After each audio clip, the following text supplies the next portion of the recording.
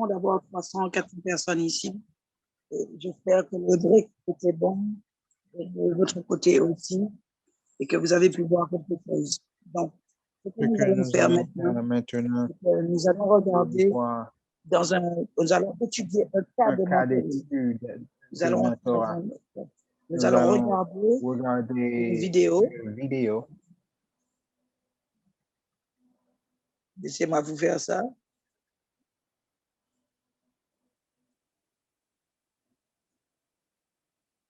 Nous allons regarder une vidéo et je voudrais que vous écoutez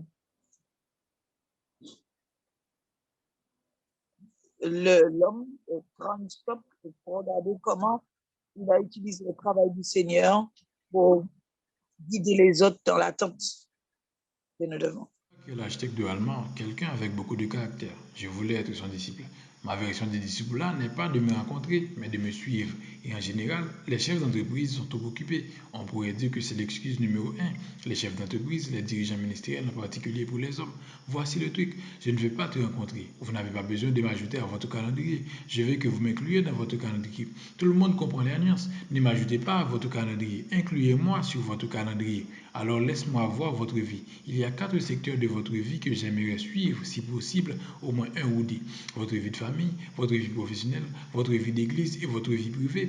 Il doit y avoir un domaine où je peux aller et vous accompagner et être une mouche sur le mur de votre famille, dans votre vie professionnelle, votre vie d'église, votre vie privée. Et c'est comme ça qu'il a vu. C'était comme un homme. Je ne sais pas si je l'ai tant. Mais si vous entrez dans ma vie privée, j'aime courir et je sais que les coureurs aiment se lever tôt le matin.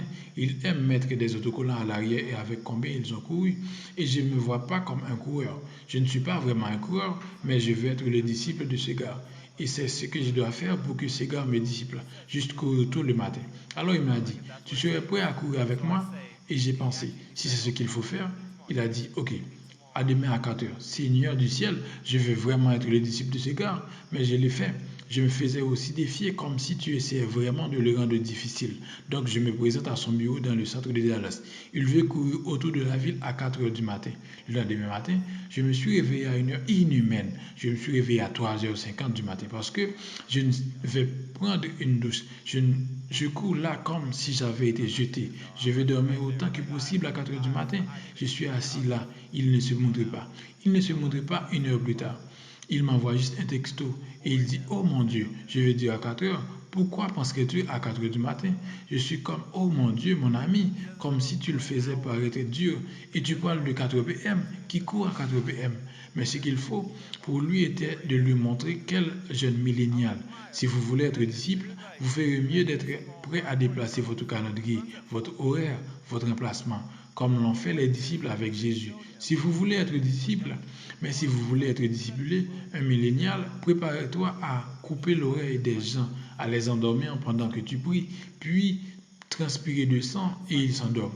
Il est préférable que vous soyez prêts pour les choses pour lesquelles Jésus était préparé.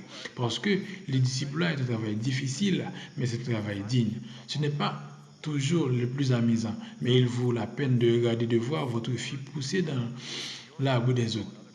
Je finirai par dire, ma génération a désespérément besoin de la sagesse de ta génération. Nous avons accès à la connaissance, mais cela ne veut pas dire que nous avons la sagesse. Sagesse. Charles Spurgeon a dit que c'est la connaissance utilisée correctement.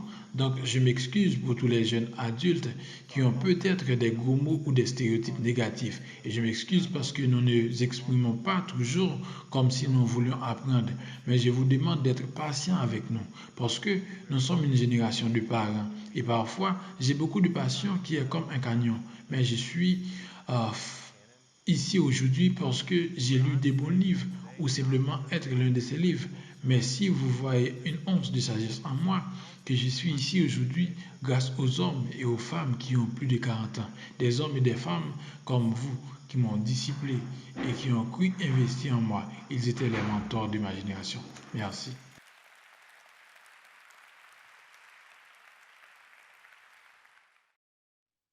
Je suis désolée, on vous demande qu'est-ce que vous avez trouvé d'intéressant dans cette vidéo.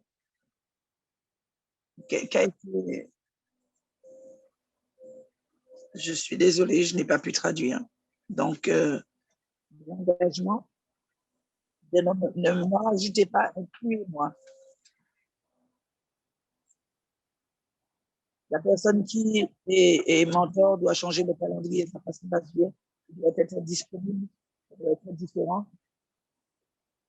Il doit être d'accord à être mentor.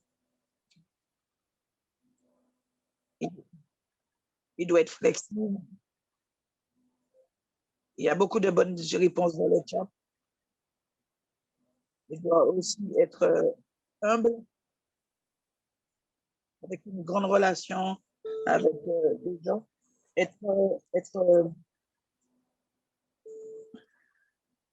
Donc, nous pouvons continuer. Donc, nous voudrions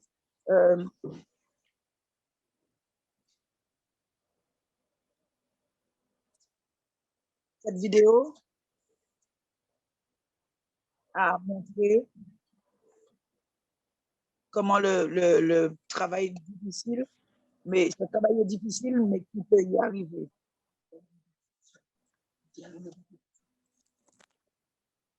Quelquefois, nous sommes au milieu du travail difficile et nous sommes dans la difficulté parce que nous devons nous rappeler que Jésus nous a rappelé qu'il n'y a pas de garantie quand il s'agit du ministère.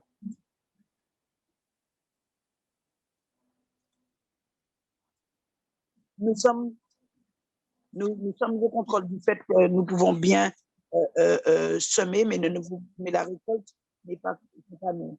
Nous devrions nous concentrer sur ce que nous faisons en tant que des mentors. Nous devons regarder les gens avec qui nous devons travailler. Parce que l'une des choses les plus difficiles, c'est que nous avons parlé des étapes que nous devons prendre pour être des semeurs. Donc, la façon dont nous allons planter, vous devrez abandonner. Dans votre manuel, dans la page 8, vous avez une charte. Et nous allons vous donner du temps pour regarder la page 8. Et sous le nom biblique, vous allez devoir écrire un numéro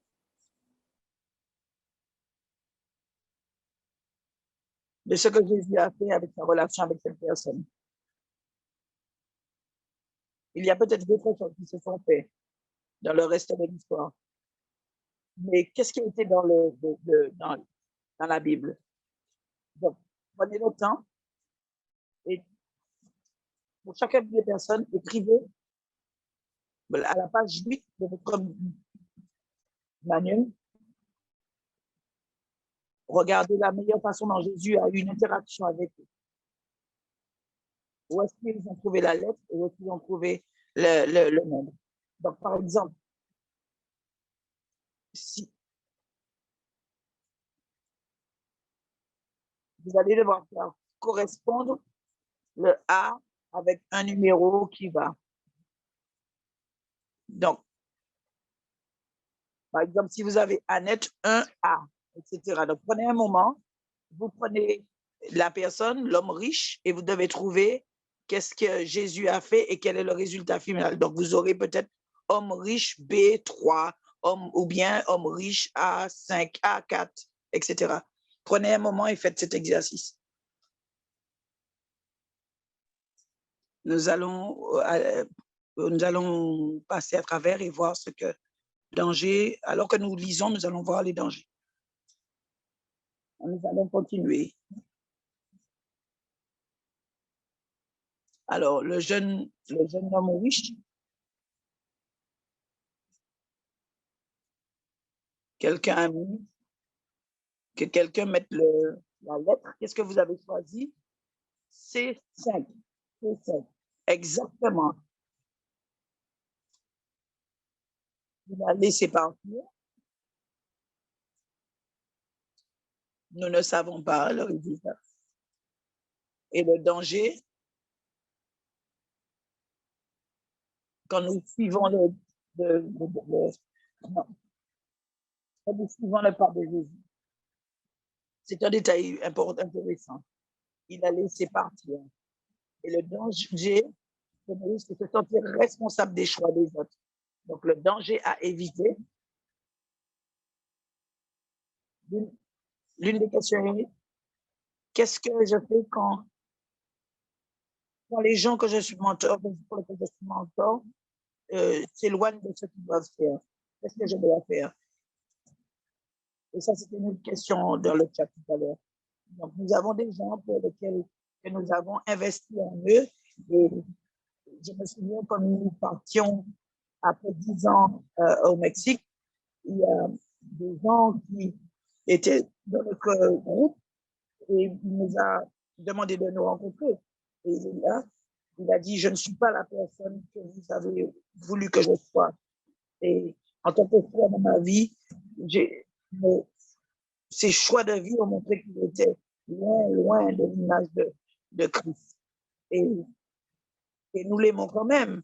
Mais en tant que leadership, nous devions le laisser partir. Donc, en suivant l'exemple de Jésus, quand les gens choisissent de partir et de ne pas suivre le pas de l'évangile, même si nous les aimons et que nous voudrions les bonnes choses pour eux, lorsque nous suivons l'exemple de Jésus, nous nous retrouvons, nous trouvons dans une situation où nous ne nous sentons pas responsables des choix des autres. Le danger à éviter, c'est ça. Que pensez-vous pour la femme samaritaine D3? Donc, il y a beaucoup de gens qui ont écrit. Donc, c'est bien D3. Qu'est-ce que Jésus a fait? Il a confronté par le péché. Confronté au péché.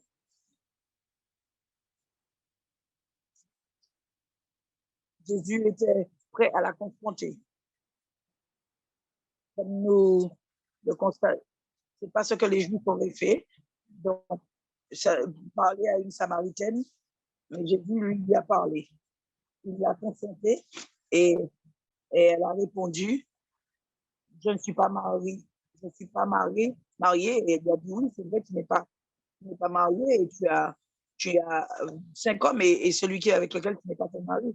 Et surprenant, aussi surprenant que ça, le résultat, c'est qu'elle est allée dans sa ville et elle a dit à tout le monde dans sa ville, il a parlé de ma vie, il m'a dit tout ce qu'il y avait dans ma vie. Et ça a fait que ça a emmené d'autres personnes pour rencontrer Dieu. Donc, le danger à éviter, c'est de fausses hypothèses, par exemple. Des fausses hypothèses. Par exemple, souvent, nous voyons des gens et nous pensons à des choses. Et peut-être ce que nous voyons, dans lequel quelqu'un ne vaut pas la peine d'être investi. Laissez quelqu'un se considérer comme une victime. Peut-être parce que quand la personne dit oui, je veux bien être mentor, mais vous ne tournez pas dessus parce que cette personne-là sera peut-être comme la femme samaritaine qu'on ne peut jamais imaginer. Elle va peut-être devenir celui qui va évangéliser, qui va parler à d'autres. Laissons les gens se voir à travers les yeux de Jésus et non à travers nos yeux. Le danger, c'est à éviter, c'est de fausses hypothèses.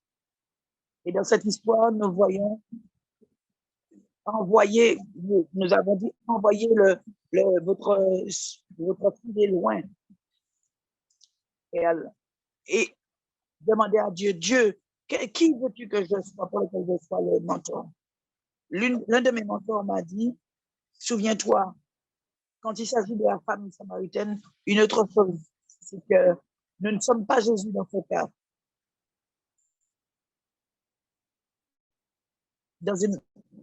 Et aussi, parce que nous ne sommes pas Jésus, parce que des fois, une relation homme-femme, ça peut être quelque chose de compliqué. L'autre que nous avons, c'est Pierre. Donc, la réponse, c'est A2. Pierre, Jésus a permis à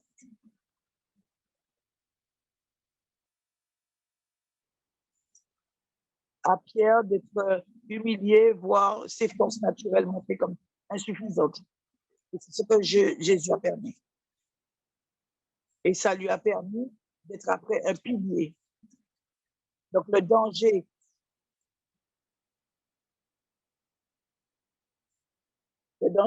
quand on laisse les capacités naturelles des gens d'être brisées, c'est de ne pas leur permettre de transformer leur force naturelle en une force surnaturelle par Christ. Donc, ça peut être que ce soit, quelle que soit leur force, peut-être chanter, parler, ils sont peut-être immatures ou autres, mais nous devons laisser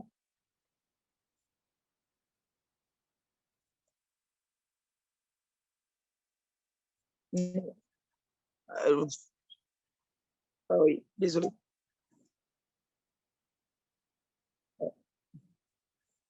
Désolé. Donc, c'est très important de voir la force naturelle se transformer, être transformée par Christ et passer par, ils vont passer quelquefois par des moments de peine pour reconnaître que cette force naturelle a besoin d'être transformée par Christ. Et il y a un livre qui s'appelle la merveilleuse face du péché. Dans ce livre, elle a dit, lorsqu'elle est devenue chrétienne, son don de guérison, son don de tout ce qu'elle avait, elle devait être transformée par Christ. Parce que sans Christ, les choses n'auraient pas été bonnes. Donc, les gens ont besoin d'être transformés, leur force naturelle doit être transformée par Christ. La personne suivante, c'est Jean. Donc, c'est E1. Pierre, c'était A2, Jean, c'est E1. E1. Jésus a fait Jean se sentir aimé et il l'a gardé à côté de lui. C'était le disciple que Jésus aimait. Il l'a gardé à côté de lui. Il était là, même à travers les moments où Jésus a été vers les Sahédrins, il était là. Le résultat de ça, c'est que dans la vie de Jean, c'est qu'il est devenu le deuxième écrivain le plus prolifique du Nouveau Testament. À l'exception de Paul, il était aussi un mentor qui a continué à encourager continuellement l'Église primitive. Quel est le danger à éviter dans la vie de Jean? C'est, nous avons écrit, c'est attendre des résultats rapides. Le fait qu'il soit mort après 80, on pense qu'il est mort en 96 ou 100 quelque chose. Nous pensons qu'il avait peut-être 16 ans, il avait peut-être 16 ou 17 ans quand il a été appelé par Jésus. Donc, les choses qu'il faut éviter, c'est de dire, ah, ils sont trop jeunes, ils sont trop... Un autre danger, dans la vie de Jésus, c'est qu'il faut, c'est d'attendre un résultat rapide. Jean était jeune, mais ça, c'est la plus importante. Il a écrit les évangiles. Il a écrit aussi l'Apocalypse. Quelques personnes sont peut-être des gens plus lents. Et c'est OK, ils prennent plus de temps que les autres. Donc, ce programme, vous allez peut-être croire que j'ai besoin d'un résultat maintenant, cette année. Mais souvenez-vous que Dieu travaille avec les gens dans toute leur vie, à travers toute leur vie. C'est comme vous voulez voir maintenant. Si c'est comme Jean, ils vont peut-être porter du fruit 60 ans plus tard. Mais nous devons voir les choses comme Dieu voit les choses. Il y a un jeune homme qui a donné un livre à ma maman qui disait comment traiter avec un hyperactif. Et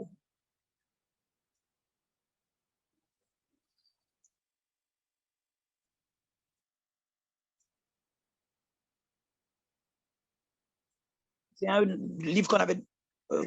Nous devons continuer à prier pour savoir ce que Dieu veut faire avec nous. Et le dernier, c'est Judas, D4. Si nous étions ensemble, nous aurions donné un prix pour la personne qui aurait répondu le plus vite. Mais là, bon. Jésus a continué à donner des opportunités à Judas malgré sa trahison et son cœur froid.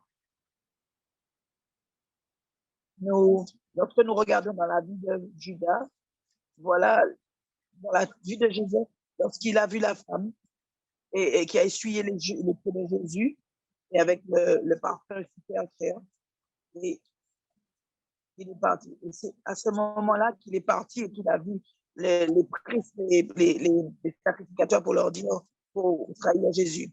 Et le danger, Jésus, c'est David.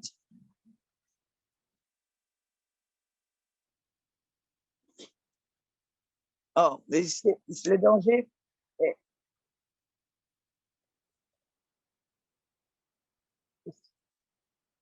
nous ne pouvons pas évaluer nos succès par l'impact positif de nos résultats. Donc, les gens ont une volonté personnelle et nous pouvons peut-être investir en eux, mais pourtant, ils vont peut-être choisir le mauvais. Ça ne veut pas dire nécessairement que nous étions des mauvais mentors ou que nous étions des mauvaises personnes. Nous n'avons pas, ou bien nous pensons que nous n'avons pas essayé suffisamment, nous n'avons pas prié assez. Quelquefois, les gens que nous avons été présents le plus souvent sont peut-être ceux qui se tournent et qui disent non, non, je n'en veux plus, je n'ai plus. Il y a beaucoup d'autres exemples. Quelques personnes dans lesquelles nous avons beaucoup investi et sont plutôt, et en ce moment sont loin de Christ. Il ne faut pas se dire que nous l'avons mal fait.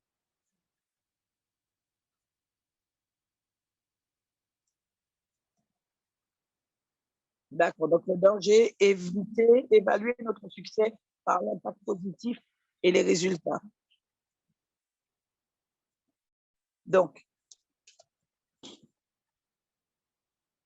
il y a plus d'exemples. Hier, quand Tim et moi nous préparions cela, nous avons trouvé d'autres histoires dans la vie de Jésus qui nous montraient que nous pouvons éviter. Il y a des dangers que nous devons éviter. Dans le livre dont nous parlions récemment, Raïs, il y a un chapitre demandé. Et malheureusement, ce livre n'est qu'en espagnol. Mais la façon dont nous voulons que vous puissiez continuer, vous pouvez voir la façon dont Jésus a vu les attentes des gens. Il les a laissés utiliser leur volonté personnelle. Il ne les a pas repoussés par même si leur capacité personnelle n'a pas encore été transformée.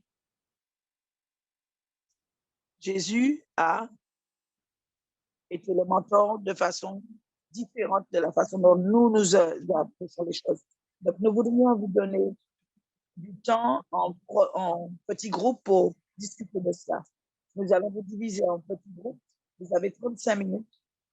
C'est un bon temps pour travailler ensemble. 20 minutes, pardon, 20 minutes. 20 minutes. 20 minutes. Je suis sûre que Milton a dit, oh, 35, non, 20 minutes.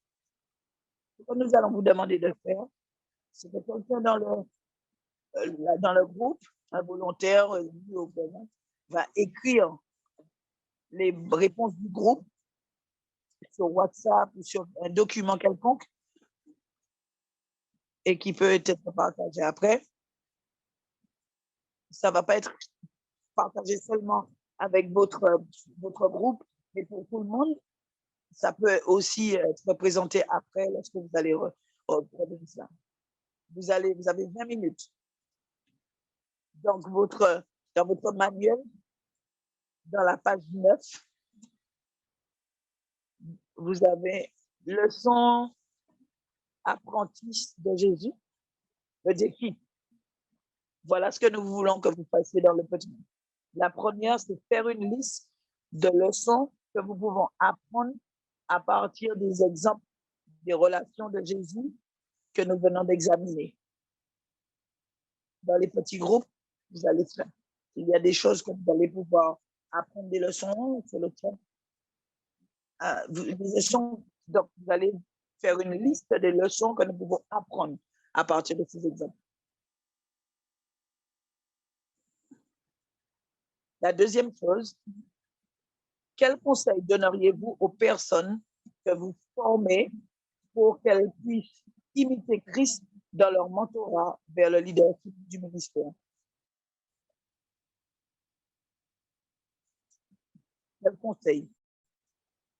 Quel conseil vous donneriez à une personne dans son cas, afin que... Et le conseil, vous allez leur dire, souvenez-vous, Jésus a fait ci. Et la troisième chose, ça va être peut-être un petit peu politique, mais c'est très pratique. Considérant ce que vous avez vu dans le travail de Jésus, encadrant les gens vers le leadership du ministère, comment décririez-vous le succès de l'initiative du mentorat impact?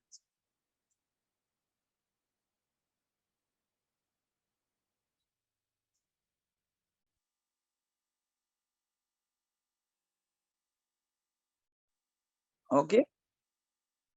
Donc, vous avez ces trois choses. Essayez de passer du temps dans les trois et écrivez vos réponses afin que nous puissions partager ensemble. Donc,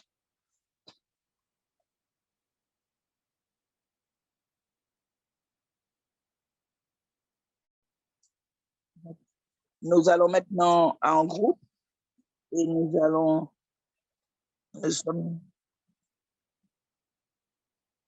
OK.